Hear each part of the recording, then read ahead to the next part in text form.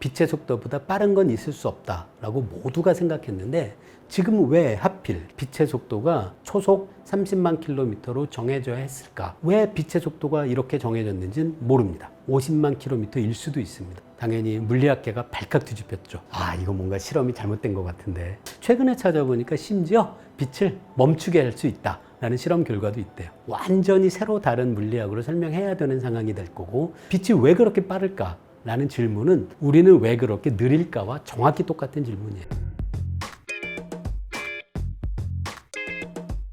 안녕하세요. 범준의 물리다. 법물리를 운영하고 있는 성균관대학교 물리학과 김범준입니다. 오늘은 여러분과 함께 빛에 대한 이야기를 나눠보려고 해요. 많은 분들이 정말 빛에 대한 궁금증들이 정말 많으시고 물어보시는 내용도 정말 다양한 것 같습니다. 세상에서 가장 빠른 속도를 가진 것 중에 대표적인 것이 빛입니다. 인터스텔라를 제가 여러분께 말씀드렸을 때 세상에서 빛이 가장 빠르다는데 어떻게 공간이 빛보다 더 빠르게 팽창할 수 있지? 라는 질문을 해주신 분들이 있습니다. 빛의 속도가 초속 30만 킬로미터인데요. 이 속도는 공간이 딱 고정되어 있을 때 우리가 측정한 빛의 속도입니다. 그런데 공간이 팽창하면 팽창하는 바깥에 있는 사람이 보는 빛의 속도는 공간 팽창 때문에 사실 더 빨라질 수도 있습니다. 공간이 늘어나는 것은 빛의 속도라는 제한이 전혀 없습니다. 빛의 속도에 제한이 있는 것은 주어진 시공간에서 무언가가 움직이는 속도에 제한이 있다는 것 뿐이고요. 시공간 자체가 늘어나는 것은 빛의 속도보다 얼마든지 더 빨라질 수 있습니다. 이렇게 비유할 수 있을 것 같은데요. 여러분이 무빙웍 혹은 컨베이어 벨트 같은 곳에 타고 있다라고 생각하면 컨베이어 벨트가 옆으로 쭉 움직이는 것, 그거 자체가 시공간의 팽창에 해당하는 거고요. 그 움직이는 이 컨베이어 벨트 위에서 여러분이 공을 던지면 그 공이 빛보다 빠를 수 없다라고 하는 것이 물리학자들이 가장 빠른 것은 빛의 속도다라고 하는 것의 의미입니다. 이것도 컨베이어 벨트의 속도라고 하면 조금 오해의 여지도 있겠네요. 공간 자체가 이렇게 움직이는 게 아니라 늘어나는 겁니다. 고무줄 같은. 고무줄이 점점 늘어나는 것이 공간의 팽창에 해당하고요. 주어진 고무줄의 그 팽창에 대해서 빛은 그 위에서는 빛의 속도로밖에 못 움직여요. 근데 우리가 고무줄 바깥에 있는 사람이 보면 공간의 팽창 속도에 더해서 빛의 속도를 더해야 하는 거죠. 하지만 같은 공간, 늘어나는 공간에 함께 있는 사람의 눈에는 어떤 것도 빛보다 빠를 수 없습니다. 빛이 어떤 것인지 물리학자들의 생각을 조금 설명드리면서 이야기 시작하는 것이 좋을 것 같은데요. 물리학에서의 빛은 고전 물리학, 그리고 양자역학, 이 서로 다른 두 물리학의 체계에서 모두 다 빛을 설명하는 방식이 있습니다. 고전 물리학에 따르면 빛은 그냥 전자기파의 한 종류일 뿐이에요. 전자기파라는 것은 전기장과 자기장이 서로 상대를 유도하면서 진공 중에서 빛의 속도로 진행하는 것, 그게 바로 전자기파인데요. 전자기파는 파동입니다. 그래서 파장이 있습니다. 그런데 우리가 보통 빛이라고 하는 것을 가시광선, 영어로는 비저블 라이트라고 하는데요. 우리 눈으로 볼 수 있는 전자기파를 우리가 보통 빛이라고 하는 거죠. 그래서 가시광선인 빛의 파장 영역이 주어져 있습니다. 그러면 우리가 볼 수 있는 빛보다 훨씬 더 넓은 파장 영역에서 전자기파가 존재하게 되는 거죠. 빛은 전자기파의 일종이어서 전기장과 자기장을 우리가 빨리 움직이게 하면 빛을 만들어낼 수 있습니다. 제가 계산해 보니까요, 여러분이 플러스 전하를 혹은 마이너스 전하를 갖고 있는 어떤 물체를 손에 들고요, 이걸 빠르게 움직여요. 그럼 여기서 전자기파가 나옵니다. 전하를 갖고 있는 무언가가 가속 운동을 하면 전자기파가 만들어지는 것이 고전 물리학에서 전자기파가 생성되는 원리예요. 그런데 이 전하를 여러분이 점점 빨리 움직여서 약 10의 14승 번, 1초에. 우리가 사용하는 단위로는 100조 번이에요. 별로 어렵지 않습니다. 100조 번 전하를 흔드세요. 1초에. 그러면 여러분 옆에 있는 친구는 여러분 손에서 빛이 나오는 걸 봅니다. 사실 빛을 만들어내는 것이 그렇게 신기한 것은 아니죠. 근데 물론 어느 누구도 엄청나게 빠른 속도로 100조 번 전하를 움직여서 빛을 만들어낼 수는 없잖아요. 그런데 굉장히 손쉽게 고전 물리학을 통해서 우리가 빛을 만들어낼 수 있는 방법이 있어요. 모든 물질 내부에는 분자들이 있습니다. 그래서 그 물질의 온도를 우리가 높이게 되면 그 물질을 구성하고 있는 분자들이 계속 이렇게 무작위적으로 움직이는 열운동이 점점 활발해져요. 근데 분자가 움직이다가 다른 분자랑 충돌하면 속도가 변하잖아요. 마구마구 지글지글하게 움직이고 있는 원자들도 사실 움직이는 전하에 해당하고요. 따라서 온도가 굉장히 올라가면 어떤 물질도 빠르게 움직이는 전하들이 있게 되고 그것도 전하가 가속 운동을 하고 있는 것이어서 빛을 외부로 방출하게 됩니다. 그러니까 숯불이 온도가 뜨거워지면 이렇게 빨개지고 심지어는 오렌지색, 노란색까지도 빛이 변하잖아요. 그렇게 되는 이유가 방금 말씀드린 온도에 의한 분자들의 열운동 때문이에요. 자, 지금까지가 고전 물리학에서 빛이 어떻게 생성되는지를 설명하는 방법인데요. 양자역학이 발견된 이후에는 다른 방법으로도 빛이 만들어지는 걸 설명할 수 있게 됩니다. 그게 바로 원자가 가지고 있는 그 에너지 준위로 빛이 어떻게 형성되는지를 설명할 수 있는 그런 것을 양자역학이 발견하게 된 거죠. 원자 핵이 있고 주변에 전자들이 있는데요. 전자들은 가지고 있을 수 있는 에너지가 연속적이지 않고 띄엄띄엄한 에너지만을 갖게 돼요. 1이라는 에너지 준위가 있고 그 다음에 2라는 에너지 준위가 있다고 하면 1이 아니라 2라는 더 높은 에너지 준위에 있는 전자가 더 낮은 에너지 상태인 1이라는 에너지 값을 갖고 있는 준위로 전자가 이동하는 것이 가능한데요. 전자가 높은 에너지에서 낮은 에너지 상태로 전이하게 되면 두 전위 사이에 에너지를 갖고 있는 빛이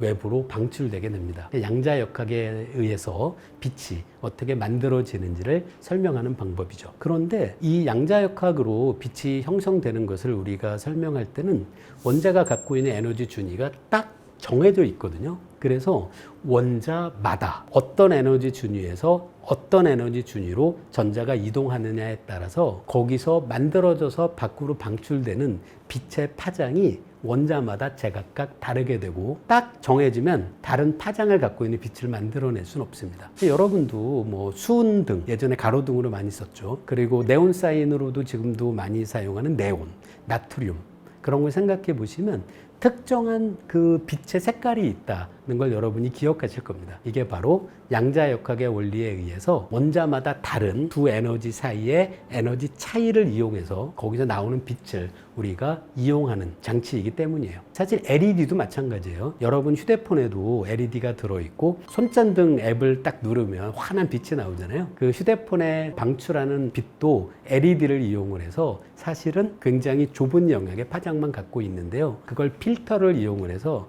우리가 눈으로 보는 환한 색깔이 있죠. 어떤 빨간색, 파란색이 아니라 거의 흰색의 빛을 만들어낼 수도 있죠. LED의 원리도 양자역학을 이용합니다. 처음에 우주가 탄생할 때 그때는 어떤 상황이었을까요? 온도가 너무나도 높기 때문에 모든 전하를 갖고 있는 기본 입자들이 마구마구 돌아다니는 형태입니다. 우리가 지금 보는 중성의 원자로 구성되어 있지 못해요. 그럼 그때도 분명히 빛은 있었어요. 근데 빛이 진행하다가 전하들이 많으면은 빛이 통과하지 못하거든요. 그래서 그때는 빛이 있어도 아주 짧은 거리만 진행하고 빛이 사라지게 됩니다. 그래서 빛이 만들어졌다 사라졌다 하는 것을 아주 짧은 거리 스케일에서 엄청나게 계속 반복하고 있던 것이 빅뱅 초기 우주의 모습이었을 거예요. 근데 빅뱅의 이후에 우주가 팽창하면서 우주의 온도가 내려가죠. 마구잡이로 돌아다니고 있던 플러스와 마이너스 전하를 갖고 있던 기본 입자들이 모여서 드디어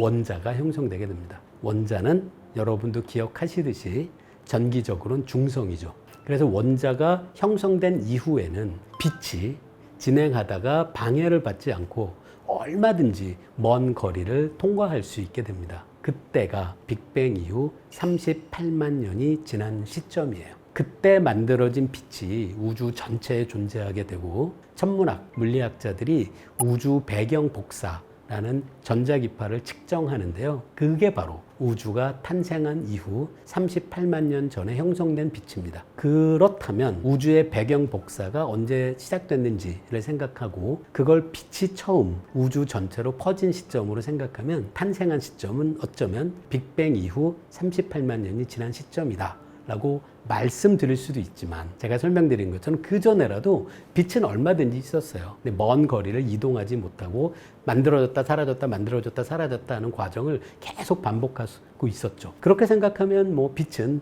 빅뱅 직후부터 계속 있었다라고 설명할 수도 있을 것 같습니다. 1초에 30만 킬로미터 정도를 빛이 이동하는데요. 지구의 둘레를 1초에 7바퀴 반 정도 도는 그런 엄청난 빠르기입니다. 여러분도 쉽게 그 빛이 얼마나 빠른지를 알 수 있어요. 유럽에서 여러분이 좋아하는 축구 경기를 하는 걸 여러분이 실시간으로 텔레비전으로 보잖아요. 그건 바로 전파도 빛의 속도로 이동해서 아무리 멀어도 유럽에서 출발한 전파가 우리나라에 도착할 때까지 아주 짧은 시간이 걸리기 때문입니다. 마찬가지로 여러분이 유럽으로 여행 간 친구가 장거리로 국제 전화를 할 수 있잖아요. 그때도 뭐 그렇게 크게 불편 느끼지 않으시죠? 그것도 빛이 빠르기 때문이에요. 만약에 빛의 속도가 소리의 전달 속도 정도 됐다라고 하고 여러분 친구가 유럽에 가서 여러분하고 소리 속도밖에 안 되는 전자기파를 이용을 해서 음성 통화를 한다라고 생각해 보면 글쎄요, 얼마나 걸릴까요? 1초에 340m밖에 못 가니까 1분이라고 하더라도 몇 킬로죠. 그런데 몇 천 킬로가 되면 여러분이 그래 지금 거기 날씨 어때? 라고 물은 다음에 친구가 유럽에서 여러분에게 거기 날씨를 들려줄 때까지 한참 기다리셔야 됩니다. 과거에는 빛의 속도가 무한대가 아닐까? 라고 생각한 사람들도 많이 있었어요. 빛의 속도가 어느 정도 될까라는 걸 처음 측정하려고 시도한 사람이 저는 갈릴레오라고 생각해요. 갈릴레오가 어떤 방식으로 빛의 속도를 측정하려고 했는지 그 실험의 얼개가 알려져 있는데요. 사실 굉장히 좋은 방법입니다. 갈릴레오는 여기 있어요. 등불을 들고 있습니다. 이 등불에 이 가림막이 있어서 가림막을 열었다 닫을 수 있는 등불이에요. 그리고 조수를 한 1km 이상 떨어져 있는 먼 산 꼭대기로 보냅니다. 밤에. 조수도 등불을 들고 있습니다. 약속은 뭐냐 하면 갈릴레오가 등불의 가림막을 열었다 닫아요. 그러면 깜빡한 빛이 이 두 사람 사이의 거리를 가로질러서 조수가 있는 산꼭대기에 도착하겠죠. 그럼 조수도 그 신호를 보자마자 자기 등불을 열었다 닫습니다. 그러면 갈릴레오가 조수가 등불을 열었다 닫는 걸 또 관찰하게 되죠. 그럼 그 과정에서 빛은 갈릴레오로부터 조수, 조수로부터 갈릴레오까지 이동하게 돼서 그때 얼마나 긴 시간이 걸리는지를 측정하면 빛의 속도를 측정할 수 있지 않을까라고 갈릴레오가 생각했던 거죠. 그런데 이 실험을 여러분이 유심히 보시면 이게 사실 결점이 있습니다. 빛이 조수의 눈에 들어온 다음에 조수가 빛이 도착했구나 하는 걸 깨닫고 팔을 움직여서 등불을 열고 닫는 시간, 그것도 상당한 시간이 걸릴 수 있죠. 그런데 지금 설명드린 첫 번째 방법으로 만약에 측정을 한다면 이 조수의 반응 시간이 빛이 이동하는 시간보다 충분히 길다면 이 방법으로는 빛의 속도를 측정할 수 없죠. 제가 참 갈릴레오를 정말 존경하는데요. 갈릴레오도 이 고민을 합니다. 방법은 뭘까요? 조수 한 명을 더 먼 산으로 또 보내는 거예요. 그런데 빛이 이동하는 시간을 생각해 보면 이건 두 조수가 등불을 열고 닫는 시간은 두 사람 사이의 거리하고는 상관없죠. 첫 번째 조수랑 왔다 갔다 하는 시간을 측정할 때는 첫 번째 조수의 반응 시간도 그 안에 들어있어요. 더 먼 산으로 간 두 번째 조수까지 등불의 신호가 갔다가 온 시간에도 두 번째 조수의 반응 시간은 들어있죠. 그런데 두 반응 시간이 똑같다면 첫 번째 조수를 왕복한 갈릴레오가 측정한 시간과 먼 산을 왕복한 갈릴레오가 측정한 시간의 차이를 구하면 반응 시간은 빼져서 관계가 없게 됩니다. 갈릴레오가 이 생각까지 했었어요. 정말 대단한 사람 같아요. 그런데 이렇게 굉장히 놀라운 실험 방법을 사용했음에도 불구하고 갈릴레오의 결론은 명확했습니다. 이 방법으로 속도를 측정하기에는 빛의 속도가 너무 빠르다 라는 명확한 결론을 제시합니다. 결국 갈릴레오는 빛의 속도를 측정하지 못했습니다. 하지만 저는 갈릴레오의 이 실험적인 탐구 방법이 정말 경이로워요. 갈릴레오는 이 실험을 통해서 명확한 결론을 내린 겁니다. 이 실험으로 측정하기에는 빛의 속도가 엄청 더 빠르다 라는 것도 속도를 값으로 측정한 건 아니지만 굉장히 중요한 실험 결과라고 할 수 있는 거죠. 갈릴레오가 시작한 빛의 속도를 측정하고자 하는 노력이 처음 결실을 맺은 것은 천문학자 르에머에 의해서예요. 이 방법도 정말 저는 기발했어요. 자, 여러분이 생각하셔야 될 게 있는데요. 지구가 여기고요. 지구에서부터 굉장히 먼 거리에 목성이 있습니다. 근데 목성엔 위성이 있거든요. 뇌모 당시에 갈릴레오가 발견한 목성의 위성이 잘 알려져 있었어요. 그럼 지구에 있는 제가 목성의 위성을 보면 목성이 있는데 이오라는 위성을 이용했는데 이오가 이렇게 돌거든요. 그러면 이 바깥쪽에서 딱 이오가 보이기 시작한 시점이 있어요. 지구에서 볼 때. 그러다가 다시 한 바퀴 돌고 다음에 그 목성의 위성 이오가 또 목성의 뒤를 돌아 나와서 보이기 시작하는 시점이 있겠죠. 2시간을 재면 그게 바로 이오의 목성 공전 주기입니다. 당연히 망원경으로 측정할 수 있습니다. 참 웨머도 정말 대단한 사람 같아요. 그 웨머가 이오의 공전 주기를 측정해요. 이 망원경을 이용을 해서. 그런데 아주 흥미로운 관찰을 하게 돼요. 목성의 위성 2호의 공전 주기가 지구에서 관찰할 때 언제 측정했는지에 따라서 다르다는 걸 알게 돼요. 그런데 지구가 태양 주위를 공전하는 주기는 365일보다 조금 넘죠. 그 주기가 달라질 리가 없잖아요. 그런데 래머는 목성의 위성 2호의 공전 주기가 다르다는 걸 알게 돼요. 저라면 그냥 포기했을 것 같은데 래머는 가설을 만듭니다. 그게 정말 기발해요. 지구에서 목성의 위성 2호를 보는 거예요. 목성의 위성 2호가 처음에 목성 뒤를 돌아 나온 시점이 있습니다. 그때 지구에 있는 래머가 측정해요. 그런데 다음에 2호가 한 바퀴 돌아서 원래 위치로 올 때까지 목성하고 지구가 이제는 이만큼 거리가 가까워졌다라고 상상해 보세요. 그럼 어떻게 될까요? 목성에서 지구로 출발한 빛이 이동하는 거리가 첫 번째 위치보다 두 번째 위치에서는 짧죠. 그럼 어떻게 될까요? 지구에서 본 래머는 2호의 공전 주기가 더 실제 지구와 목성의 거리가 변하지 않는 상황에서 보다 목성이 이만큼 이동했으니까 지구에서 본 목성의 공전 궤도 주기가 더 짧다고 측정하게 됩니다. 한편 지구와 목성의 거리가 멀어지면 어떻게 될까요? 처음은 요때 본 거예요. 두 번째 2호가 다시 목성을 돌아 나올 때는 지구가 여기 있었어요. 그럼 이 거리의 차이만큼 빛이 더 먼 거리를 이동해야 되잖아요. 그래서 지구와 목성이 멀어질 땐 2호의 공전 주기가 더 길게 측정됩니다. 이걸 계산을 해서 래머가 알아내고요. 이 두 차이를 이용을 해서 지구와 목성 사이를 빛이 이동할 때 얼마나 긴 시간이 걸리는지를 측정해서 빛의 속도를 처음 정량적으로 제시하게 됩니다. 정말 흥미로운 방법이죠. 이 방법을 이용을 해서 측정한 빛의 속도는 초속 20만 킬로미터예요. 현재 우리는 30만 킬로미터잖아요.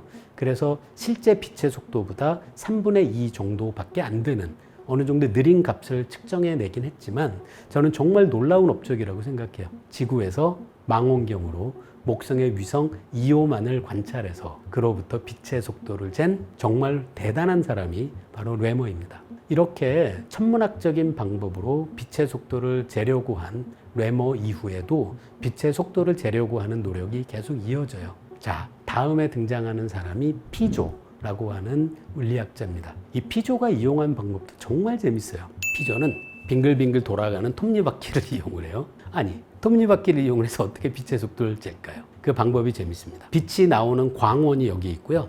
그 앞에 회전하는 톱니바퀴를 둬요. 그리고 8km 좀 꽤 먼 거리죠. 8km 되는 거리에다가 거울을 둡니다. 그러면 여기서 빛의 출발하는 광원에서 처음 출발할 땐 톱니바퀴가 이렇게 삐죽삐죽하잖아요. 그래서 톱니날이 없는 곳으로 빛이 통과할 수 있죠. 통과해요. 그 다음에 거울에 부딪히죠. 그 다음에 거울에서 부딪힌 빛이 다시 반사돼서 돌아옵니다. 그런데 그때 톱니바퀴가 조금 회전해서 톱니날이 막으면 이 피조는 빛이 오는 걸 보지 못하죠. 그래서 피조는 돌아가는 톱니바퀴의 회전 속도를 바꿔가면서 언제 빛이 오고 언제 오지 않는지를 측정해요. 그러니까 점점 회전 속도를 늘리다가 빛이 안 오는 속도를 찾았어요. 회전 속도를. 그러면 여러분 생각해 볼 수 있어요.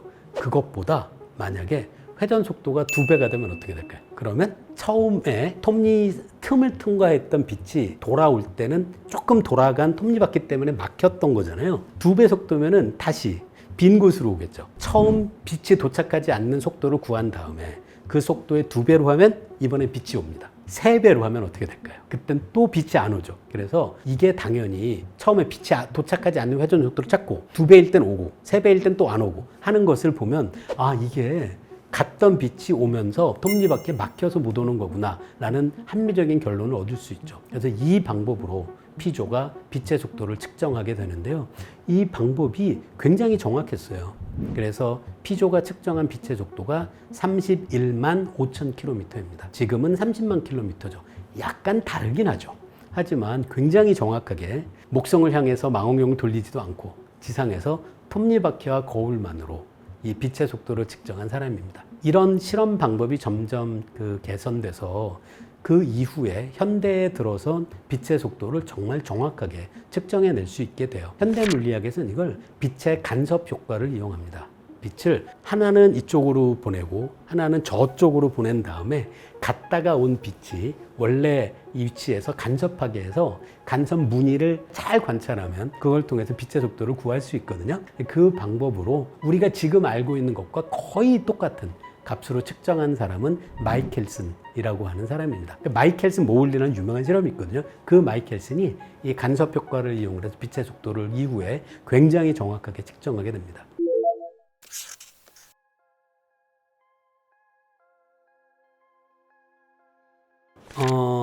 이런 질문에 대해서 물리학자는 100% 발견될 수 없다라고 주장하진 않습니다.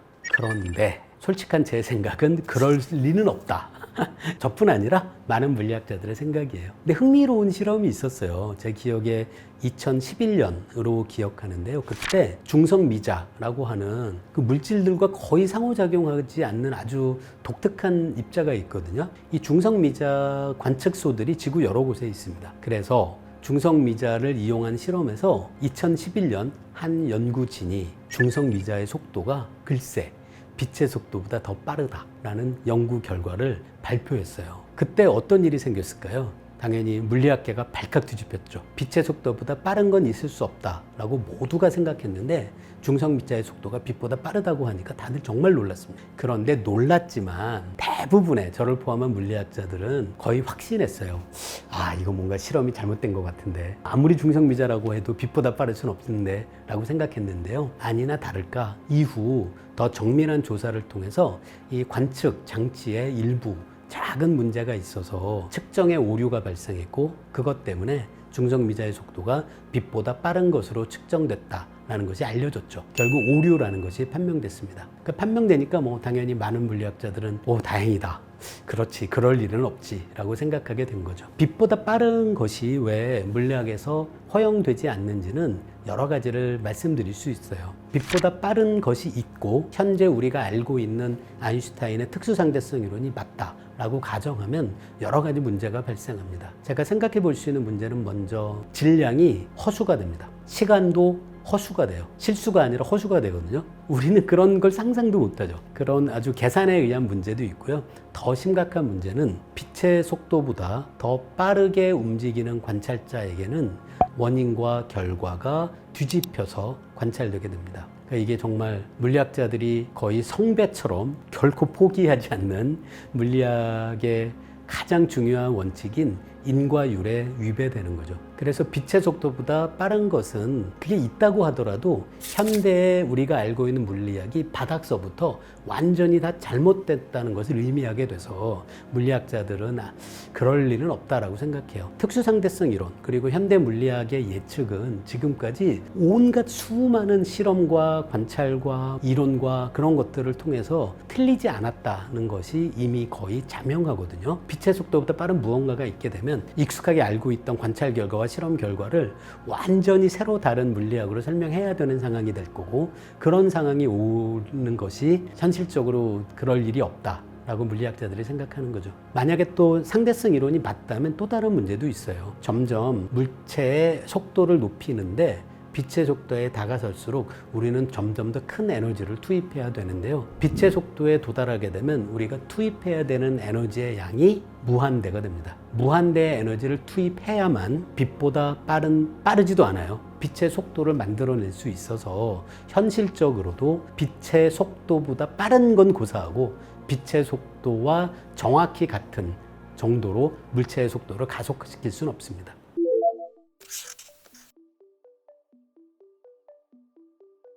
이 질문이 재밌었는데요. 빛의 속도를 넘는 건 불가능하다라고 생각하는데요. 지금 왜 하필 빛의 속도가 초속 30만 킬로미터로 정해져야 했을까라는 거에 대해선 물리학의 이론이 없습니다. 빛의 속도는 얼마든지 초속 20만 킬로미터일 수도 있었고 50만 킬로미터일 수도 있습니다. 왜 빛의 속도가 이렇게 정해졌는지는 모릅니다. 그런데 이 질문하신 분의 뒷부분 얘기가 재밌었는데요. 그러면 맞습니다. 우리가 관측할 수 있는 우주의 범위는 넓어집니다. 저는 이 얘기가 조금 재밌었어요. 만약에 빛의 속도가 무한대라면 어떻게 될까요? 그러면 지구에서 우리가 천체망원경을 어디로 돌리더라도 아무리 먼 우주의 모습도 지금 당장 우리가 관찰할 수 있게 됩니다. 관측 가능한 우주가 넓어진다라는 면에서는 상당히 유리한 부분이 있는데요. 그런데 빛의 속도가 무한대가 되면 제가 생각해 본 그 재미있는 상상이 뭐가 있냐면요. 빛의 속도가 유한하기 때문에 천체 물리학자들, 천문학자들은 망원경을 일종의 시간여행 장치로 이용할 수 있어요. 우리가 더 먼 천체를 볼수록 그 천체를 출발할 때 빛이 더 과거에 일어난 사건이 돼요.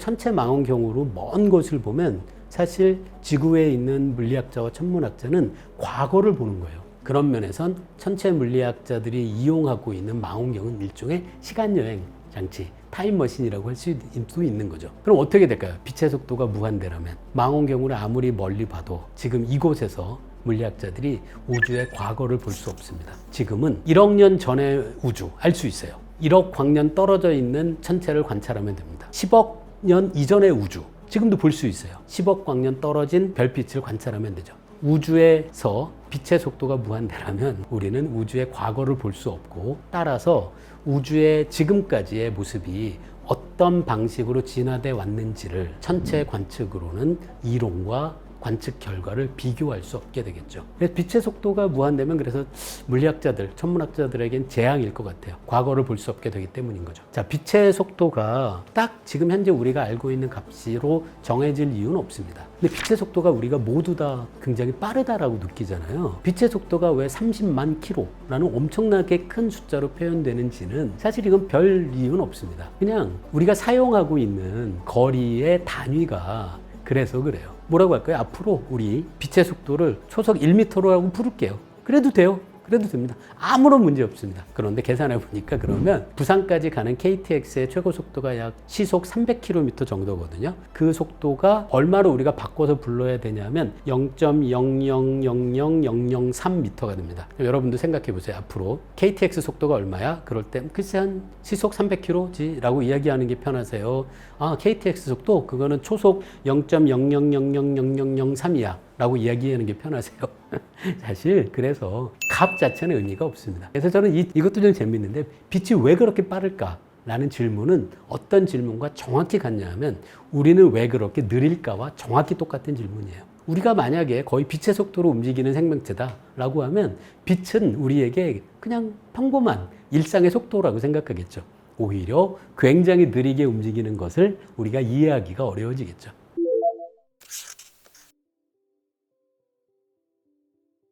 이것도 정말 재밌는 질문이에요. 물리학자들이 빛의 속도가 초속 30만 킬로미터다라고 이야기할 때 조심하셔야 될 게, 그거는 아까 얘기한 것처럼 그 공간이 팽창하지 않을 때예요. 공간 팽창을 무시했을 때 속도라고 생각해도 되고요. 또 하나 중요한 게 있는데요. 진공에서의 속도입니다. 진공. 아무것도 없을 때. 그때 빛의 속도는 초속 30만 킬로미터로 딱 정해져 있어요. 그런데 빛이 어떤 매질을 통과하면 얼마든지 속도가 변할 수 있습니다. 빛이 물속에 들어가잖아요. 그럼 물속에서의 빛의 속도는 진공에서의 빛의 속도의 3분의 2밖에 안 돼요. 얼마든지 빛의 속도가 느려질 수 있습니다. 빛의 속도는 왜 물질 안에서 더 느리게 될까요? 그것도 이해할 수 있어요. 우리가 보는 유리, 물 같은 것도 원자들로 이루어져 있잖아요. 빛이 외부에서 들어와요. 그러면 이 원자가 빛의 영향을 받아서 전자의 에너지 준위가 변합니다. 더 높은 에너지 상태를 갖게 돼요. 그리고 그 전자가 내려오면서 다시 빛을 방출하죠. 이 과정에선 들어온 빛과 나가는 빛의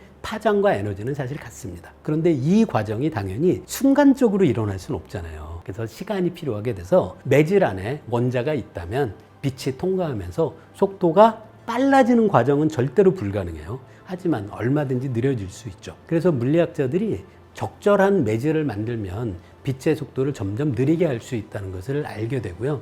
이걸 이용을 해서 제가 전에 본 그 실험 결과는 초속 10m 정도로 거의 뭐 글쎄요 100m 올림픽 금메달리스트가 뛰는 속도 되는 거죠. 초속 10m 정도로 빛을 느리게 할 수 있었다는 실험 결과가 있는데요. 최근에 찾아보니까 심지어 빛을 멈추게 할 수 있다라는 실험 결과도 있대요. 근데 이건 아무런 물리학에 위배되는 것이 아닙니다. 진공에서의 빛의 속도는 정해져 있지만 매질 안에서 얼마든지 더 느려질 수 있어요. 그리고 얼마든지 정지시킬 수 있을 이론적 가능성이 있죠. 원자에 도착한 빛에 의해서 원자의 전자의 에너지 상태가 높은 에너지 상태로 변해요. 얘가 떨어지면서 빛이 방출되는 거잖아요. 얘가 안 떨어지고 높은 에너지에 굉장히 오랜 시간 머물게 만들면 그러면 빛이 멈춘 것으로 우리는 보게 되겠죠. 얼마든지 가능하고 실제로도 실험으로도 구현됩니다.